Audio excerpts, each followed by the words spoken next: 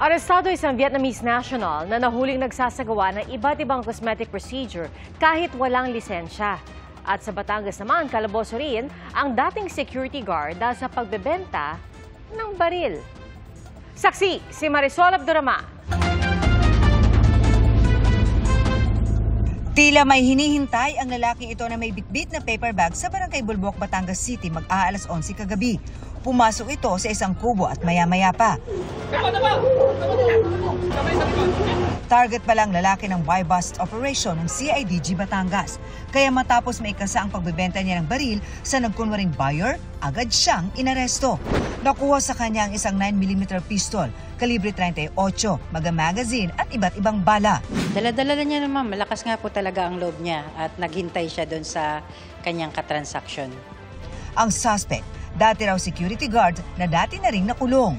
Nagkaroon din siya ng kaso ng illegal drugs at illegal gambling at nakulong din ito. Ngayon, nung nakalayan, allegedly lumipat na siya into gun running. Hindi pa matukoy ng CIDG sa ngayon kung saan galing ang mga baril. Pero ibinebenta raw ito sa mga masasamang elemento na nag-ooperate sa Batangas at kalapit na probinsya. Dahil sa mga nakilala din niya sa loob, yun yung mga sa kanya ng mga source ng mga buyers. Patuloy ang investigasyon sa nangyari, pero katwiran ng suspect.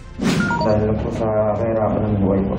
Dahil sa pagka-confiscate natin dito sa mga baril, we eliminate the instruments of crime. Sasampa ng suspect ng reklamong paglabag sa Republic Act 10591.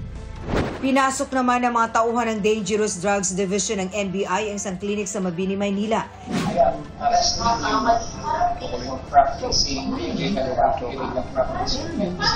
Inabutan at inaresto ang 42 anyos na Vietnamese national sa klinik.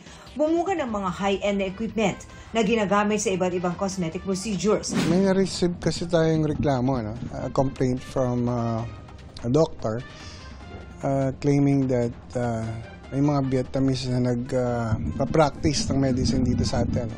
Basically, cosmetic surgery. Merong mga nagrereklamo na hindi maayos yung nagawang surgery. Sabi ng NBI, bukod sa pagsasagawa ng cosmetic surgeries tulad ng pagpapatangos ng ilong at pag-i-inject ng botox, nagbebenta rin daw ang Vietnamese ng gamot na hindi rehistrado sa Pilipinas.